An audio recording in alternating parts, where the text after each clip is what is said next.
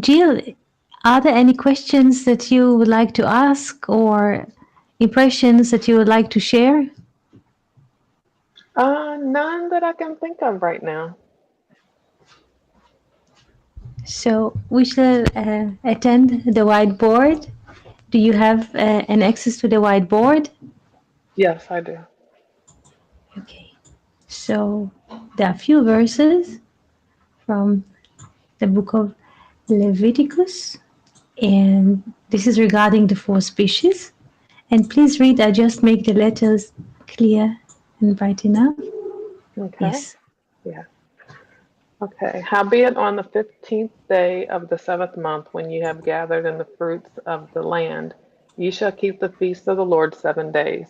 On the first day shall be a solemn rest, and on the 8th day shall be a solemn rest. And ye shall take you on the first day the fruit of goodly trees, branches of palm trees, and boughs of thick trees, and willows of the brook, and ye shall rejoice before the Lord your God 7 days. And ye shall keep it a feast unto the Lord 7 days in the year. It is a statute forever in your generations. Ye shall keep it in the seventh month. You shall dwell in booths 7 days. All that are homeborn in Israel shall dwell in booths, that your generations may know that I made the children of Israel to dwell in booths when I brought them out of the land of Egypt. I am the Lord your God. And Moses declared unto the children of Israel the appointed seasons of the Lord. Thank you. Thank you so much. And I would like us to look at the map that I prepared for us here. 1 second, I'll move everything here to the right. Good morning or good afternoon, Charles.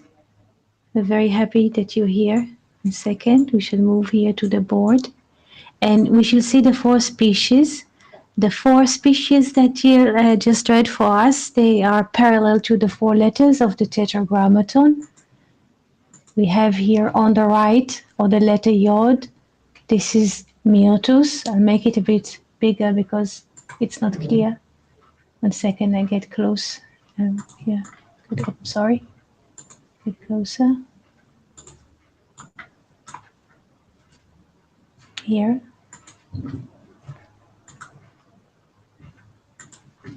the letter Yod. This is wisdom. The Myotus, Hadas, Hadas. This is wisdom. And here we have Ava on the left, the willow, the weeping willow. Ava. This is hay or understanding.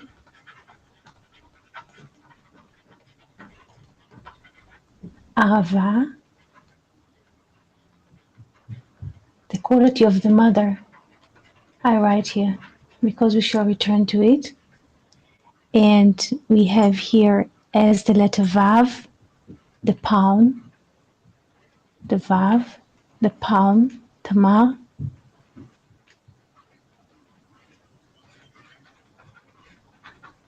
And here we have a tzitos, or in Hebrew, etrog. This is a fruit. It looks like a bit lemon, but it's different. It has a thick skin. Those are the four species. I mean, in this etrog.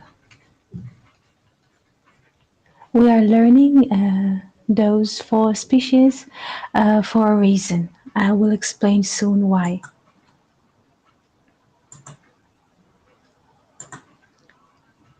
Good morning, Fernando. Good afternoon, Charles. I hope you can hear us.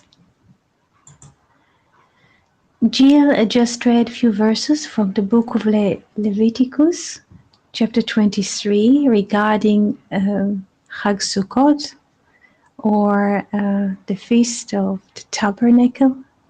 And she read the text which describes the four species. The four species are parallel to the four letters of the Tetragrammaton. And here we have a little drawing which manifests the text that Jill was reading. And so far, do you have questions that you would like to ask? about the text or about the sketch? Is there something that is interest you before I move on?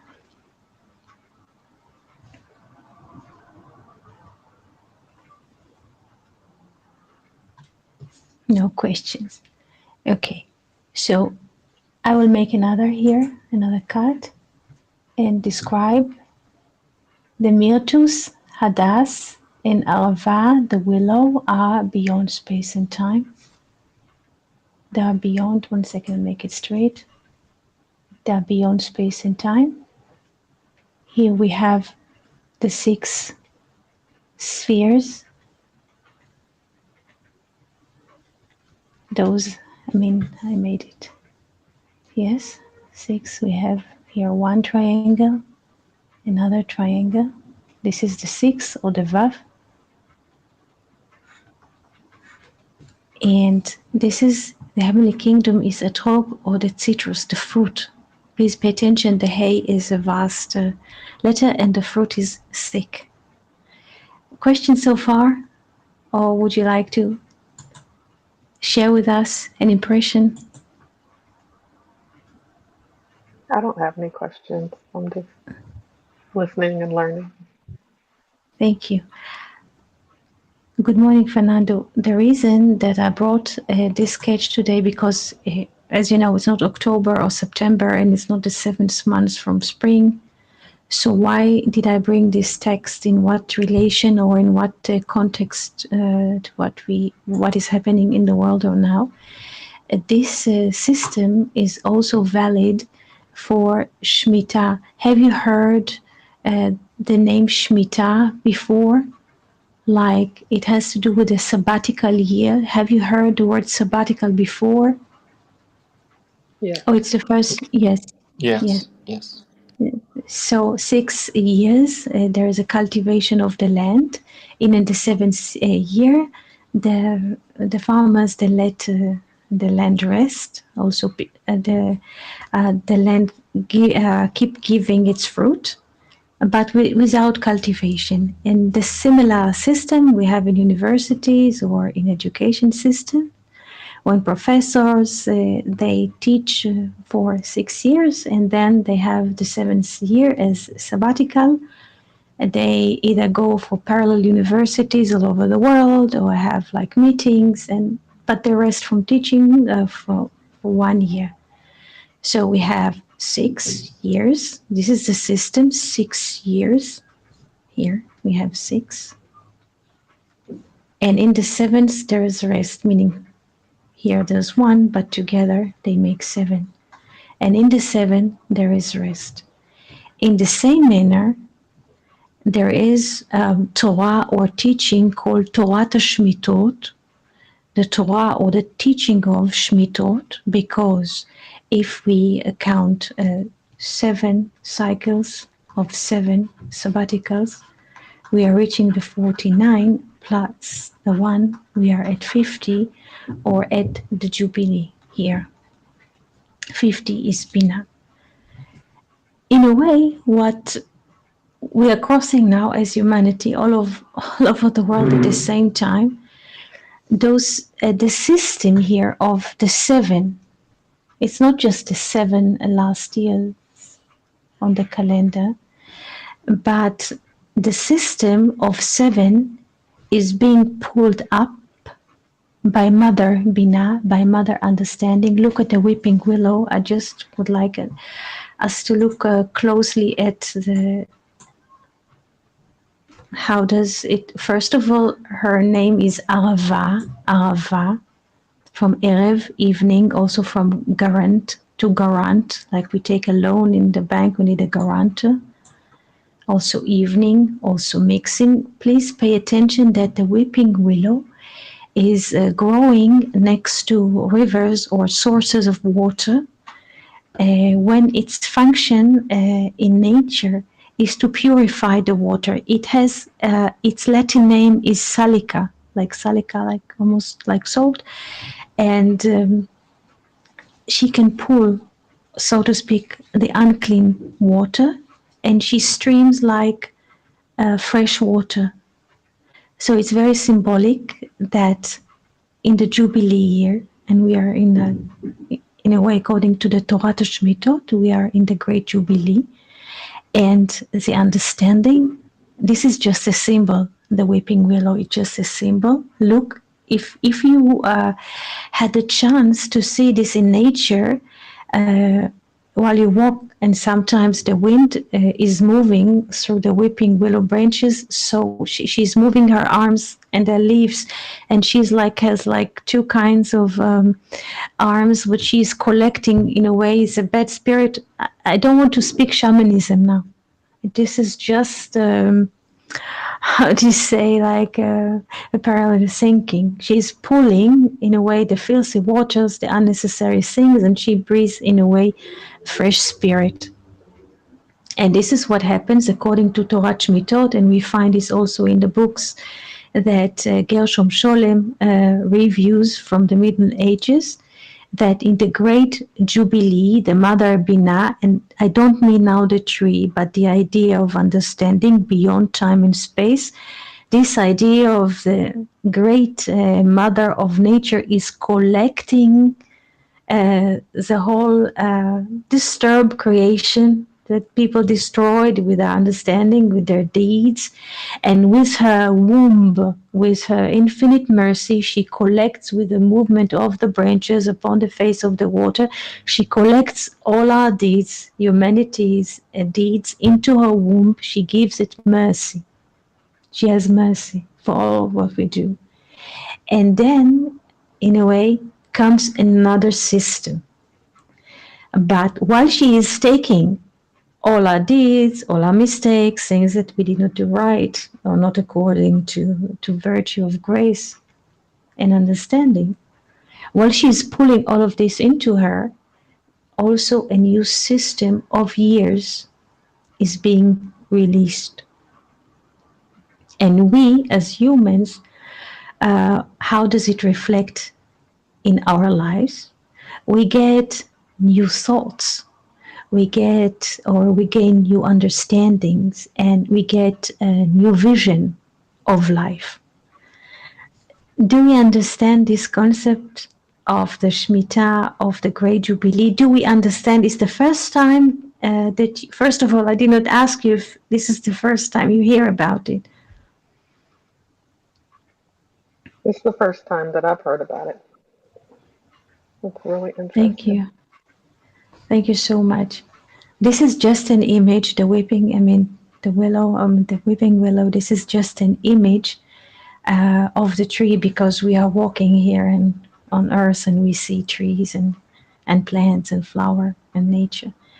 But it is about the theme that, because men, humans, they think they know everything and they understand everything and they can fix. Well, you think that we can fix everything because we think our mind is capable of everything, but there is in the system of creation, luckily they don't trust about all of what we do, and it is built like this. It is built like this, that every 50 years, and sometimes it goes in great measure than 50 years, that our actions, our thoughts are being pulled. In a way, we feel this, humans feel this as chaos.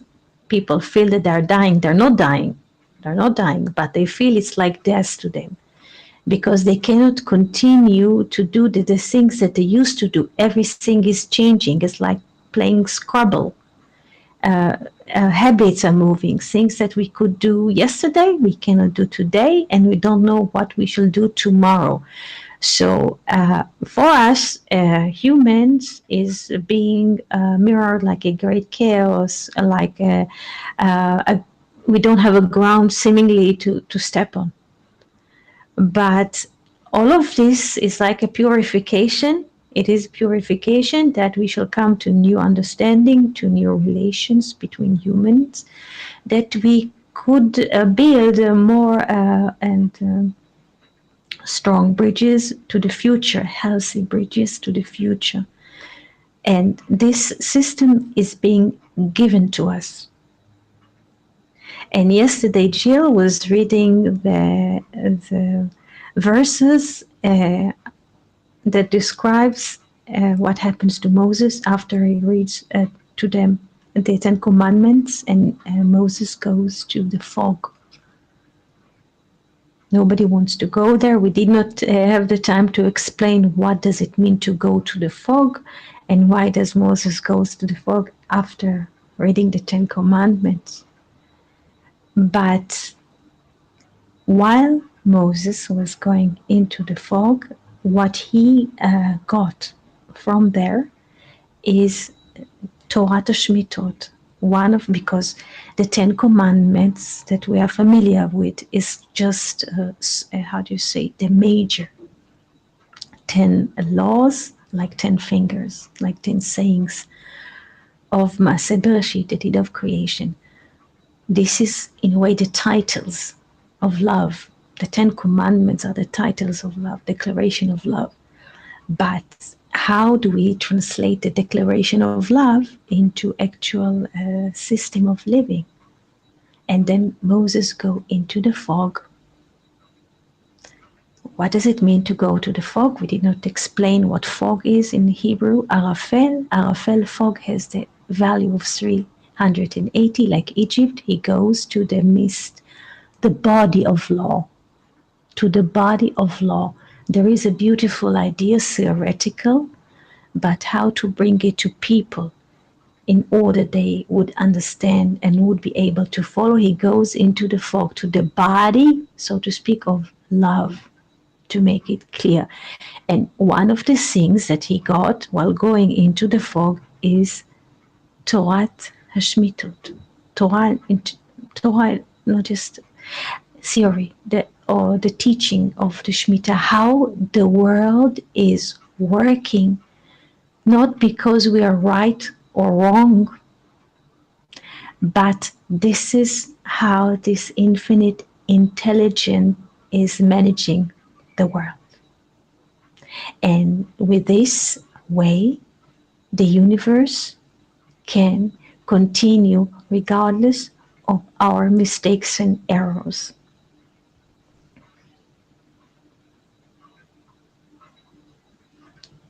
Questions so far or impressions? If you would like to say something, please feel free.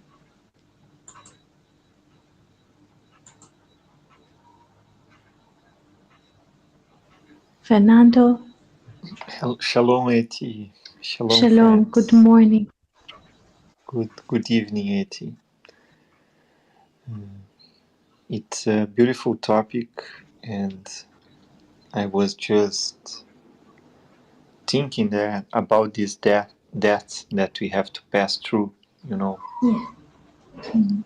It makes me remember Jung, Carl Gustav Jung, in his Red Book. He was saying that book was the death of the hero, of the ego, of his first part of the journey, let's say. So if you could say more about what does it mean about this death, and also if it's something only personal or as something collective as well.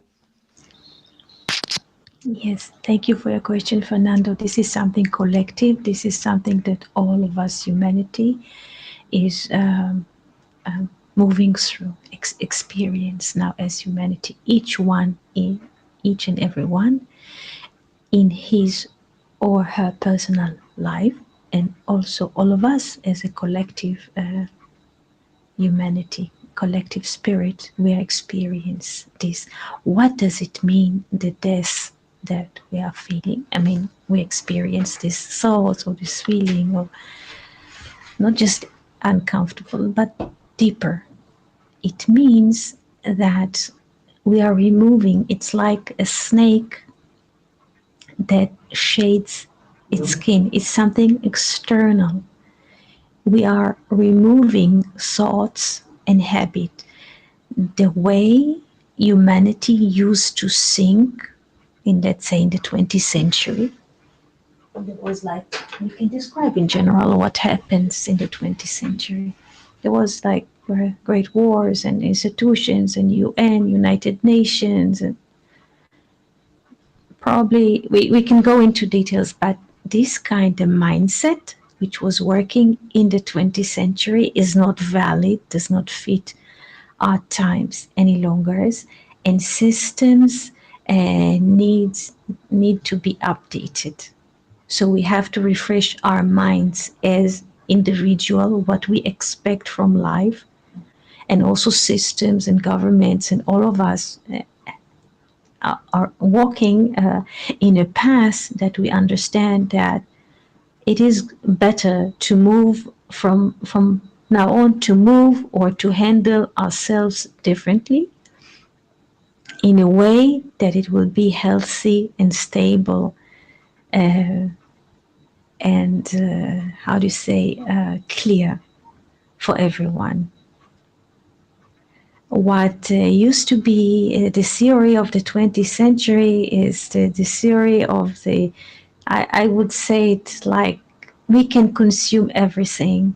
We can do whatever we want. We can take airplane and move, and we just have another vacation in another house. And well, it's good if only like few people have access to money and freedom of traveling, but when other people are having this ability to move already in the world in airplanes, in vacations, and it is become in a way problematic. And also there's like a concentration of wealth in unwanted hands, and other generations are coming into the world and then they have no future because the elders or distorted mind are blocking the wells of prosperous, and all those awkward systems need to be updated. So in a way, we experience this like a nuclear winter. I mean, here it's winter in the South Hemisphere. It's summer in Australia and Brazil. We experience this as something, and I agree that this is something, according to the books, the sages which are writing about this in the Middle Ages, in the 12th, 13th century, and Gershom Scholem was quoting from their books. What we experience is not just a jubilee of 50 years, like an update of system which is occurring every 50 years, like the blue whale. Now, the blue whale also appears in the coast of Spain. When everything comes into life, the blue whale appears.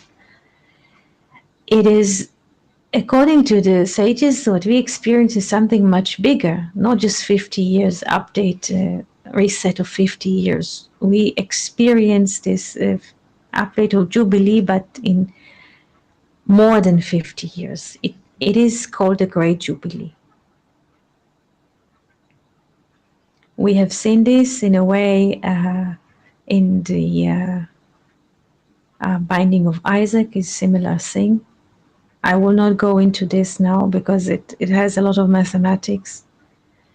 But it's similar things that the whole creation, in a way, is being binded, restricted for a reason, to enable us longer life and better life and secured life.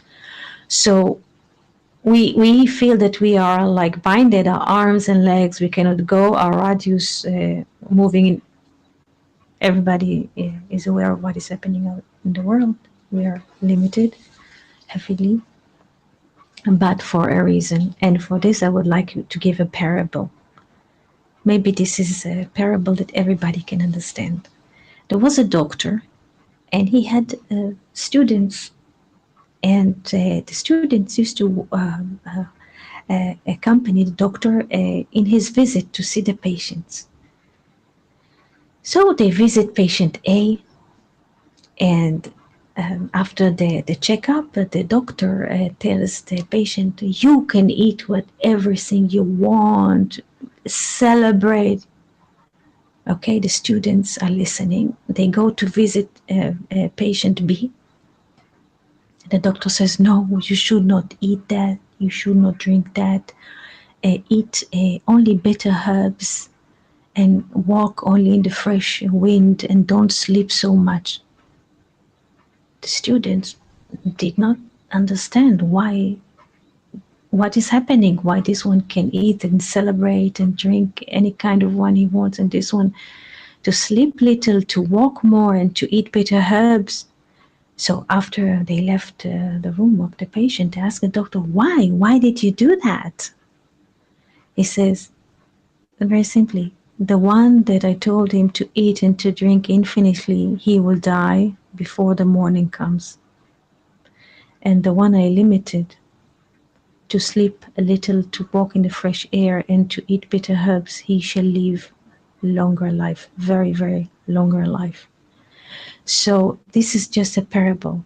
In a way, we feel that we are being restricted. Things are not going as planned or as we used to know them, not us as individual, like 5 people here, but all over the world. There is like, what is going on? Nobody understands, but the sages left for us. It is not for nothing that this understanding or knowledge is being kept in Hebrew all the time, because this is the language that they transfer the infinite truth. It is not today is this mechanics and tomorrow there's another mechanics. Like today we're traveling with a carriage of horses and tomorrow with a train, and it's different. No, it is the same system, and it is being moved and being communicated to the generations by the Hebrew writings. So I would like us, and this is why I brought this, so to speak. It's about, again, the tabernacle. Again, it's a celebration holiday of 7 days, but not just 7 days as days. It's a vector of 7, system of 7. And this is why I would like us to see, in a way, the Great Jubilee through the system of Sukkot, through the system of the 4 species, because this is the weeping, and we can see by the name of the weeping willow. She's weeping, she's crying in a way, but there's a lot of mercy. She will collect the filthy water. I speak now in the language of shamanism because it's easy, and we see the tree. I can also go into the numbers and explain it even deeper. What does it mean? Her name in Hebrew is Arava, Arava, from Erev, evening. If we take the feminine letter Hey, and Vanrep teaches, sometimes we take the feminine and we just look into the root letters, Erev, Erev. What do we have here? And I write it in a different order. Avar, instead of Erev, this is evening. I write it in a different order, and I get Avar, which means to cross, or Hebrew, or Eber. His name was Eber, the sage. What happens here? Ayin 70, Bet is 2, Reish is 200. Please pay attention what happens. I take the Resh as 2, as a core number as 2, not as 200, but without the 0. Still here we remain with 72. 72 double 2 is what? 144. Adam. So what happens? What does the weeping willow is doing as a symbol? What happens?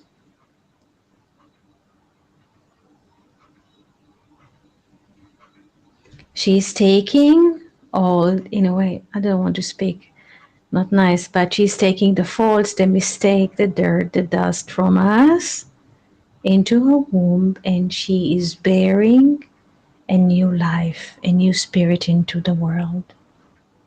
This is the transformation that is happening in the sphere of understanding beyond time and space, in the sphere of nature. We are not capable to understand it because people now all over the world, they shout climate change. Of course, we have to relate. It's good if we relate to nature, if we give respect to flowers, to birds, to ants. Of course. But just to be sure that the Holy Blessed He, as the Zohar names the infinite source of life, already took this into uh, the thinking of creation, and in a way, life is being sustained in spite of us being here. And I would like to share it is with you from two reasons. First of all, that people will not be afraid from the daily life that they experience, of the thoughts of they feel they dying or they're leaving the world, of everything is unreasonable, chaos, people are marching down the streets, and so this is first. And second, we are walking into a better future. It seems to us, to all humanity, that we are walking in the fog, in a very thick fog, but in a way, we are going, I would say, into a cloud, a steam, a mist. Let's say once used to be a boat, how do you say, ship, that used to have steamship. So it's steam. So we are going in a way through this cloud, like the Native American used to move with the fog. So we are walking in a deep fog, but we shall come out at the other end healthier, happier, more intelligent, and more merciful creatures. So don't be afraid. This is what I'm trying to say.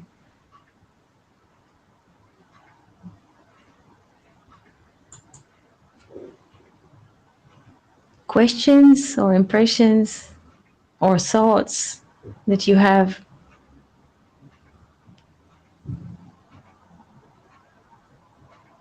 So Jill? Yeah. this would be a collective idea. It is.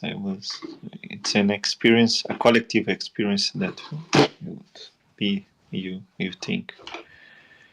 For all of us, whether if people understand or accept it, this is what is happening. And the sages left a manuscript describing this. And this is a very, very accurate now when scientists have a way to measure the age of the universe in years, and it fits. It fits one on one. And they had this, and they say that Moses received this system of thinking already in Mount Sinai. And those are the verses that Jill was reading for us yesterday.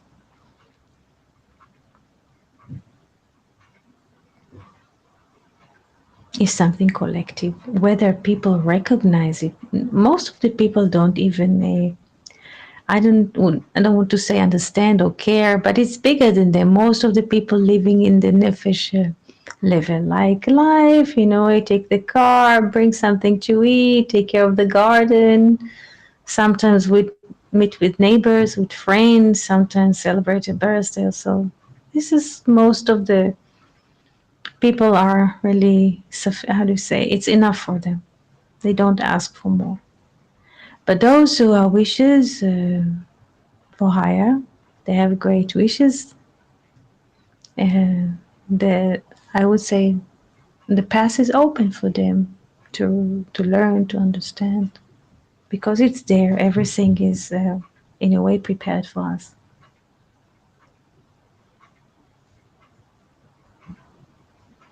I was just going to say that it's very reassuring because a lot of people are living in a lot of fear right now, worried about what's coming in the future with all the sickness and stuff that's been happening lately. And so it's really good to hear that, that we're going to come out okay because a lot of people don't think that. Just don't be afraid. Don't be afraid. It is very good to read. How do you say, a few minutes per day if you have to read like texts and to contemplate all those things, and to plant hope in our heart and also in the hearts of others if you have access in writings or so to others and telephone calls or so. It is it is being received by Moses, and I would say even before Moses, uh, even before Moses. Yes, yes. There's another system, but it's a great system that I would like to discuss with you today. I'm not sure we have the time, but today, this year, this is a very special year because, as I was mentioning before, we have two kinds of calendars. All over the world, everybody uses the solar system, the solar calendar, solar, which has 365 days, January, February. So very few people use the moon or the lunar system, which has like 10 days less, 355.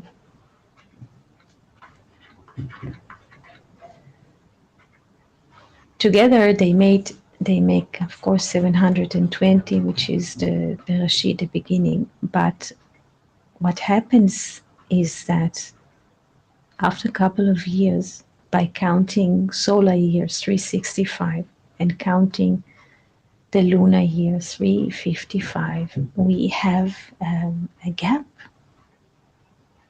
The moon is always lagging behind. It has a deficiency per year.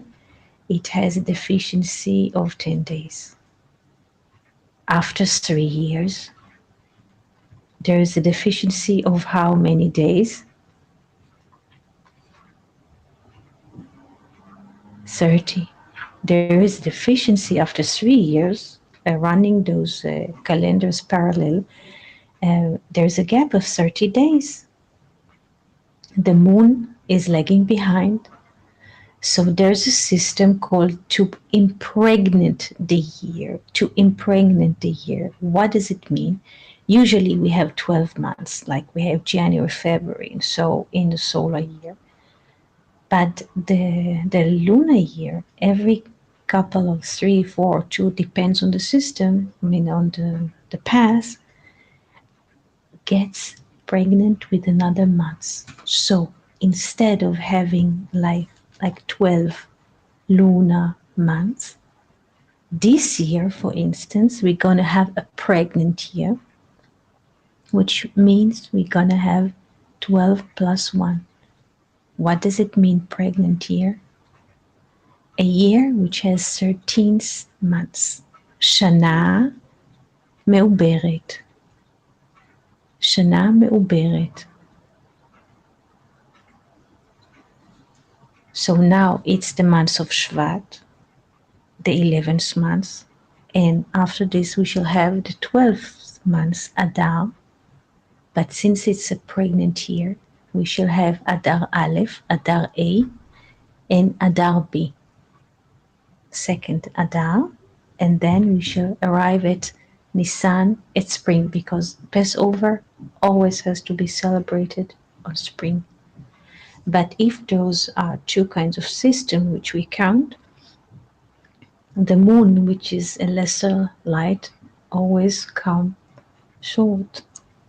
So we need to impregnate the year, to add another month every 3, 4, depends on the past. And Joseph, he was, how do you say, he was sold to be a slave in Egypt, but for a reason. Joseph knew from Jacob how to impregnate the year. What does it mean? How can a man impregnate the year? You can ask. He knew the system of counting and making this order that the lunar year will fit the solar year. This is very deep mathematics.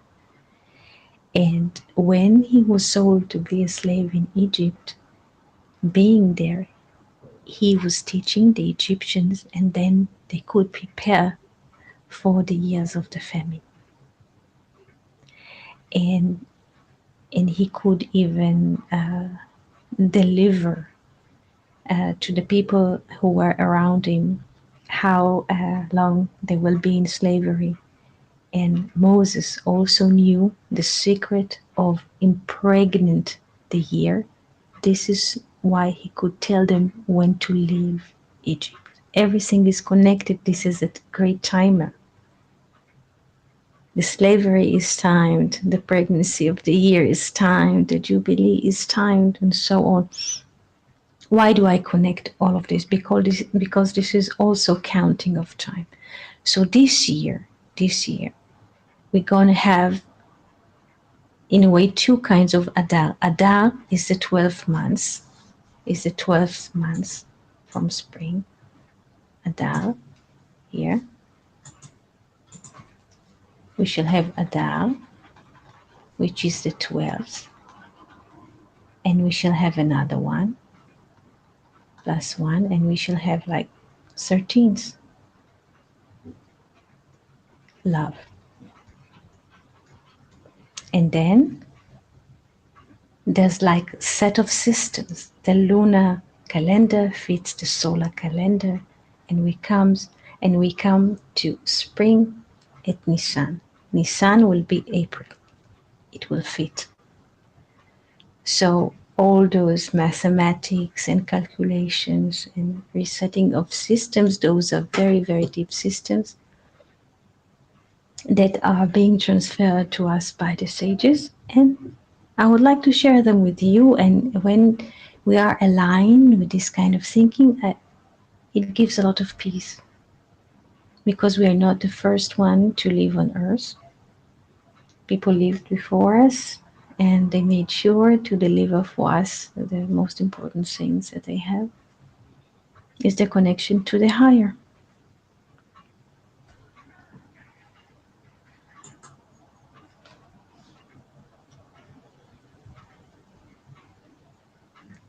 Questions or thoughts?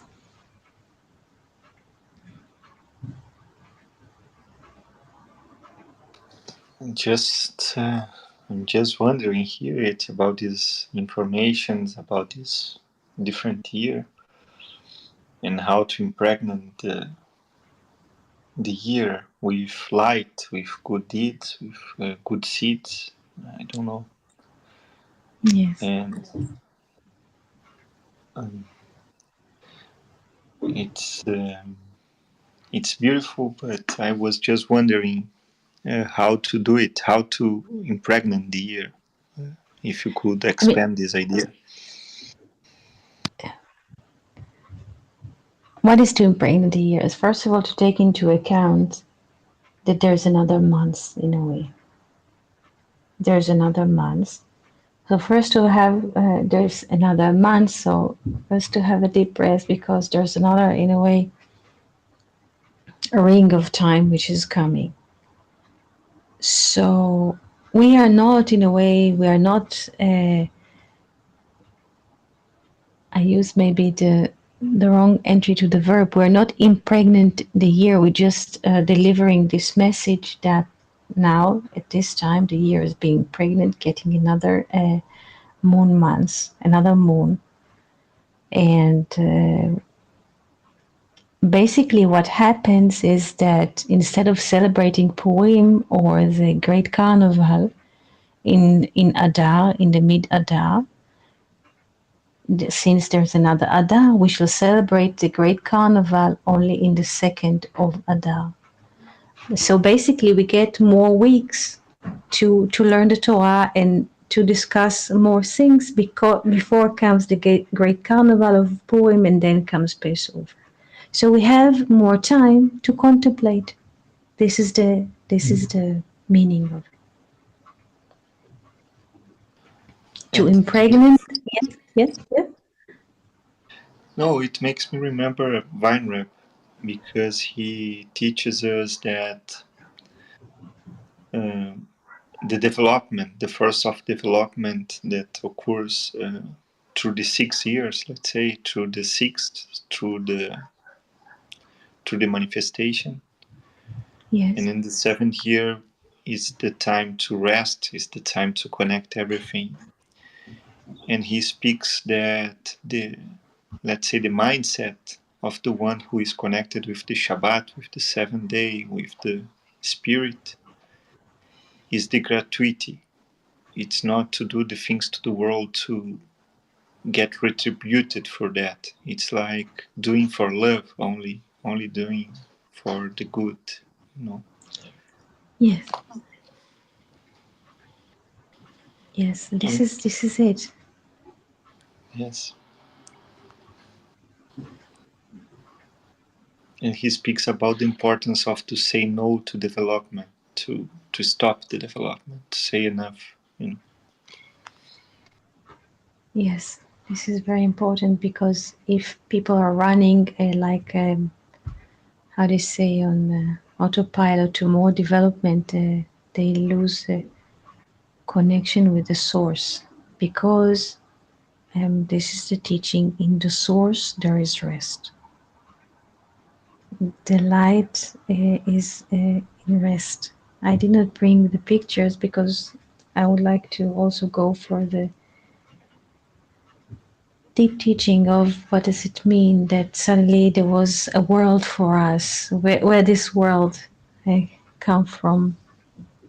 How do we have the space to live, all of us? What is the meaning? Why do we are here even? I prepare this, and in a way, you bring this, Fernando, by a question or by your saying, yes, it is good to say sometimes stop to development and to go back to the root. And in the root, there's a lot of contemplations, and there's like a great, uh, how do you say, peace, silence, and goodness, which will arrive to us regardless of what we do. We think in the world of duality that if I don't make this action, I will not eat. And if I will not do this job, I will not drink. It is not like this. The whole system for us to be is prepared, and we should not think that we are in charge of everything because we're not. And it's always good to return to the root, like to return to the seventh day, and also the system of Shmitot, the sabbatical year, is again to go back to the root and to stop and to rest. If everybody will accelerate, we should burn the planet and ourselves. And this is not the intention. The intention is that we shall have good and healthy life and happy life with good relations to nature and people. So on. So we have to take it easy, step by step. And I think that we see already in the beginning of the 21st century that we arrive to such a development that enables us and gives us more time to relate to other people. We are not used to it. We still think or we perceive ourselves as donkeys somehow, that we should bring more matter, we should do more mechanical uh, movement, and so like we are solving a problem by moving mechanically. But this is not, if we really how to say meditate deeply, we see that everything is settled, and what is needed from us is this human contact, meaning not contact physically, but to relate and to observe that everything in this beautiful world, the universe, was given to us. And we were giving this life. Nobody asked us. We came here, each one through the portal of his outbringing, through his parents. He came, she came to life by the infinite grace, that we shall experience life on earth, that we shall be friends, share experience and love together. This is it. It is very simple, but somehow our frontal brain, this Egypt brain, is refusing to accept love. We think that if we shall do the right thing, we are worthwhile. This is the ego that you mentioned, Fernando, in the beginning. If I would only do this and that, I'm worth love, or I'm worth breathing. This is not it. This is a great lesson for all of us.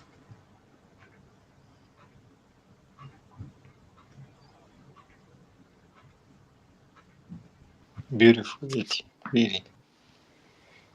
Thank you so much.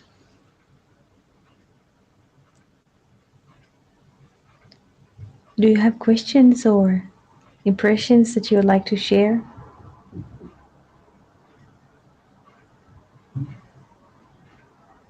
I don't have any questions, but if I could throw up hearts, then I would.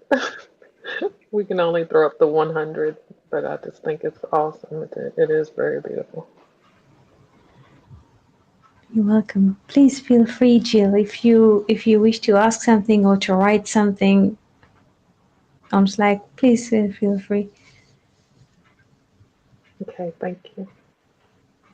You're most welcome. And I prepare to you. I think that maybe tomorrow we shall do this Tehiru, what they teach in the Zohar, the, the this light that comes from, in a way, from the infinite that withdrew to itself to create an empty space that all of us humans, nature, animals could live in. So I would like to maybe to do this tomorrow. With the help of God, I think we can slowly approach this deep idea together. Thank you so much for joining us today. Thank you, Eti. Thank you, friends. Thank you so Thank much. Have a you. good week. Shalom, shalom. Shalom, shalom. Shalom.